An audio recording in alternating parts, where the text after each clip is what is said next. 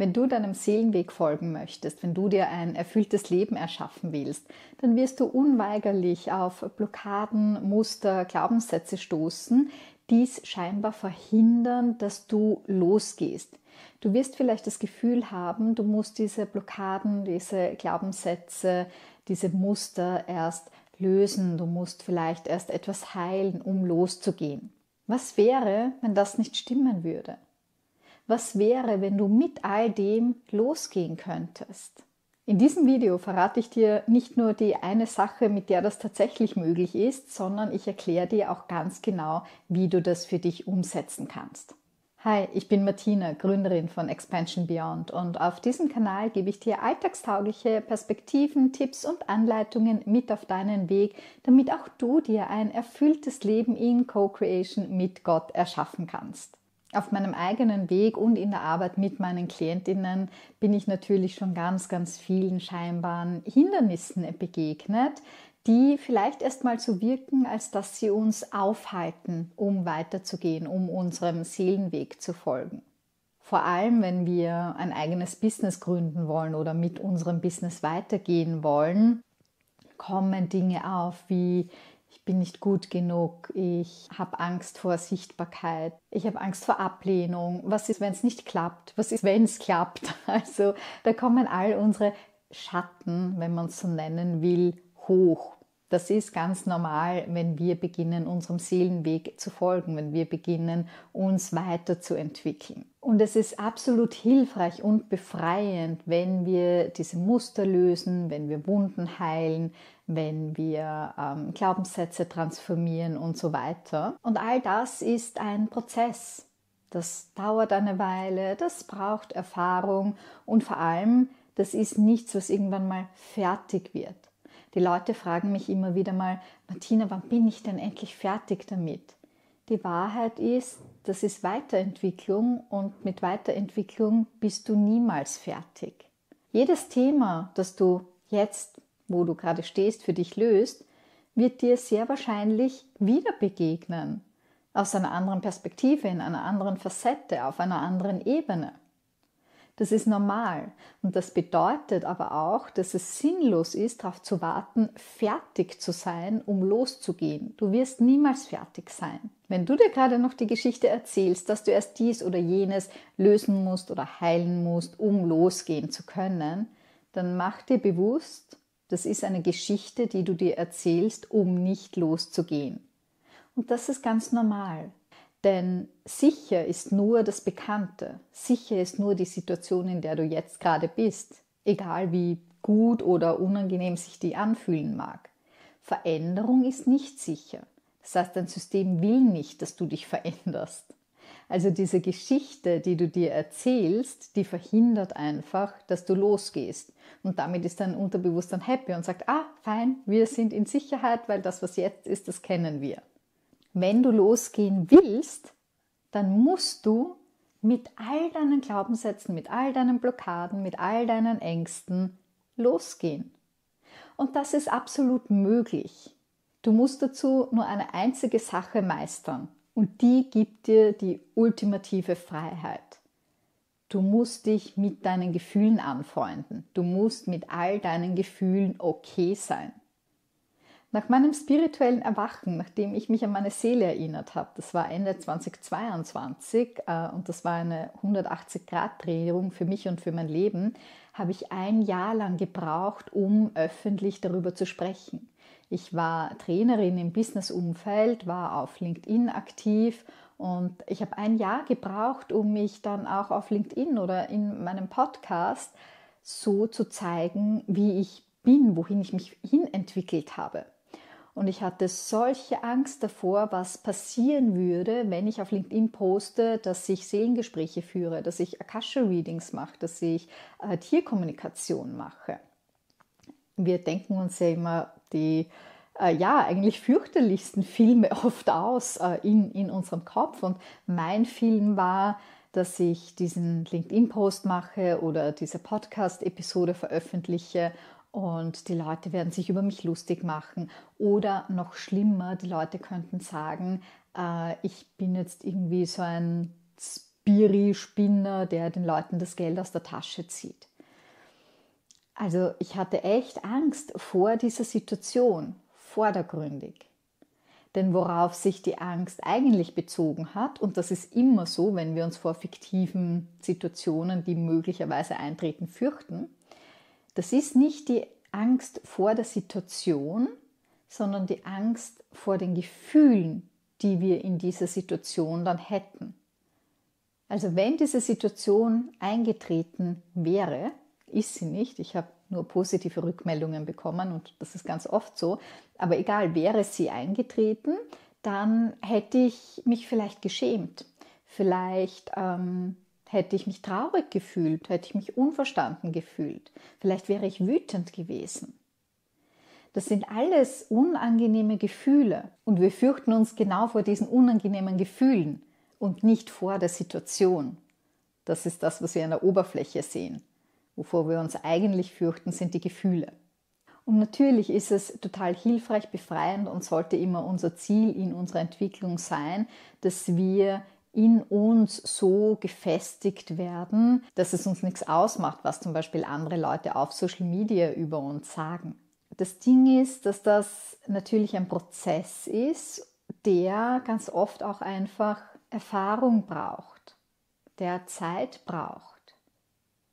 Im Idealfall resoniert so etwas nicht mehr mit uns. Im Idealfall bist du in dir so sicher über deinen Wert, über den Wert deiner Arbeit, dass es überhaupt nicht mit dir resoniert, wenn jemand schreibt, du bist ein Idiot oder sich über dich lustig macht oder wie auch immer, weil das gar keinen Anknüpfungspunkt in dir findet. Und du wirst irgendwann dorthin kommen. Aber du kannst losgehen, ohne dass du diese Sicherheit schon in dir trägst. Denn du wirst diese Sicherheit auf deinem Weg erlangen. Du musst also mit der Angst losgehen, mit der Angst vor all dem, was möglicherweise passieren könnte und welche Gefühle das in dir auslöst. Und das wird dir so viel leichter fallen, wenn du okay mit deinen Gefühlen bist, wenn du weißt, egal welche Gefühle in mir aufkommen, ich kann mich darin halten. Es ist okay, wenn ich mich traurig fühle, wenn ich mich verletzt fühle, wenn ich mich wütend fühle, wenn ich mich schäme. Egal welche Gefühle aufkommen, es sind ja nur Gefühle und ich bin okay mit meinen Gefühlen. Das gibt so viel Freiheit und das macht es dir so leicht loszugehen, auch wenn du weißt, ich habe da irgendwie noch 1000 Baustellen. Wie funktioniert also dieses Ding mit den Gefühlen? Ich erkläre dir das jetzt Schritt für Schritt und du kannst direkt mitmachen. Und das empfehle ich dir auch, dass du dir das jetzt nicht einfach nur anhörst, dann hast du es mal gehört, das ist auch fein. Aber wenn du direkt mitmachst, dann hast du es erlebt. Und das macht einen Unterschied. Also, hol dir deine Horrorgeschichte, die du dir gerade erzählst, über das, was passieren könnte, wenn du tust, was du tun möchtest, hol dir das mal vor dein geistiges Auge. Stell dir das wirklich vor.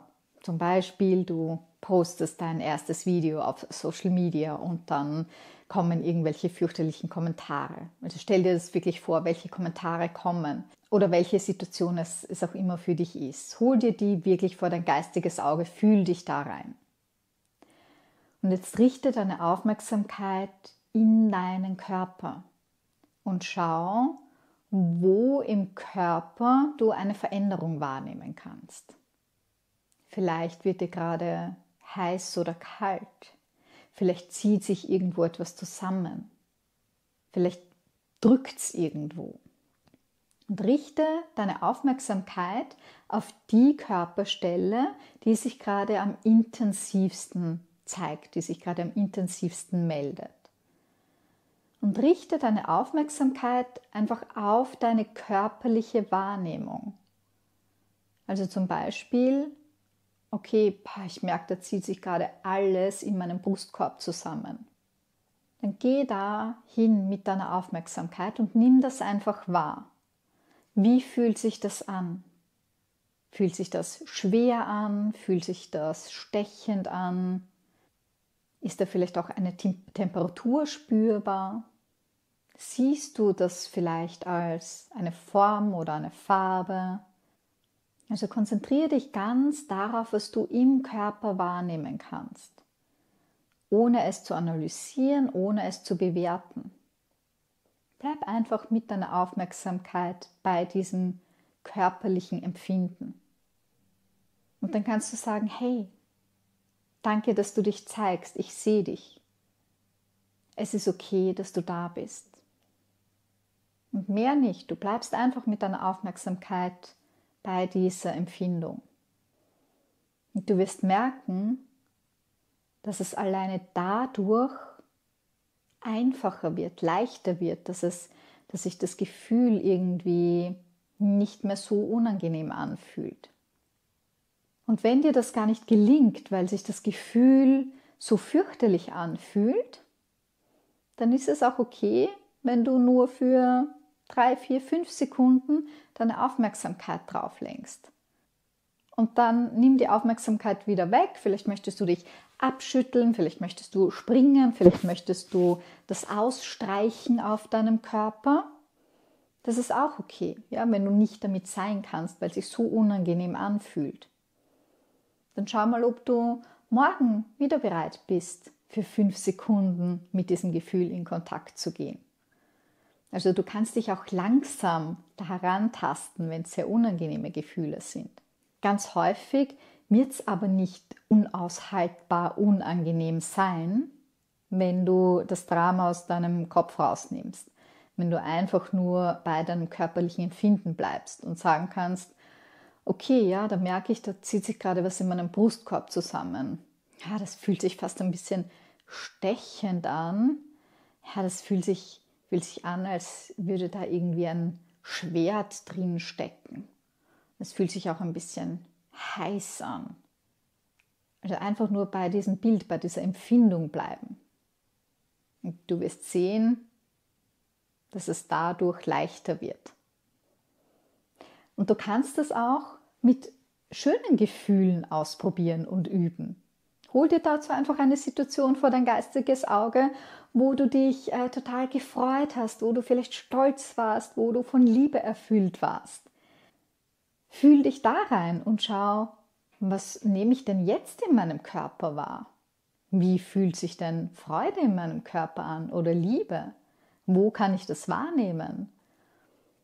Und richte auch hier deine Aufmerksamkeit einfach auf die Wahrnehmung im Körper. Und sag, hey, schön, dass du dich zeigst. Ich will dich einfach nur mal anschauen. Also du kannst es mit angenehmen und mit unangenehmen Gefühlen üben und mach das auch, ja? Übe das. Geh immer wieder in diese Gefühle rein, vor denen du dich fürchtest, weil je öfter du das machst, desto mehr werden sie ihren Schrecken verlieren. Ja, dann kannst du einfach irgendwann sagen, okay, da ist wieder die Scham, die spüre ich vielleicht in meinem Unterleib. Da zieht sich was zusammen. Hallo Scham, ich sehe dich, es ist okay, dass du da bist. Mehr ist es nicht. Und du kannst dir das wie ein Trainingslager vorstellen, in dem du dich fit machst dafür, falls eine unangenehme Situation dann tatsächlich mal auftreten sollte, weil dann weißt du schon, okay, da kommt jetzt, weiß ich nicht, Wut hoch oder Traurigkeit hoch oder was auch immer es ist und dann kennst du das aber schon und kannst dann auch quasi in der Echtsituation sagen, okay, da spüre ich es jetzt in meinem Magen oder wo auch immer und lass das da sein. Und dieses Okay-Sein mit seinen Gefühlen, dieses kein Drama mehr aus den eigenen Gefühlen machen, das gibt dir den Mut, loszugehen mit all deinem Gepäck, mit all deinen Blockaden, Glaubenssätzen, Mustern, Wunden, die zu heilen sind und so weiter. Das kannst du alles am Weg machen und sei dir bewusst, du kannst auch mit all diesen Dingen losgehen. Du wirst am Weg ganz, ganz viel lösen, ganz, ganz viel heilen und du kannst dich mit deinen Gefühlen immer halten. Gefühle sind einfach Energie. Gefühle sind weder gut noch schlecht per se. Wir bewerten sie halt. Wir machen Drama draus, wo eigentlich kein Drama ist. Also freunde dich mit deinen Gefühlen an und es wird dir maximale Freiheit geben und du wirst den Mut haben, loszugehen, auch wenn du weißt, da gibt es noch Dinge, die du für dich lösen musst. Ich wünsche dir alles Gute für deinen Weg.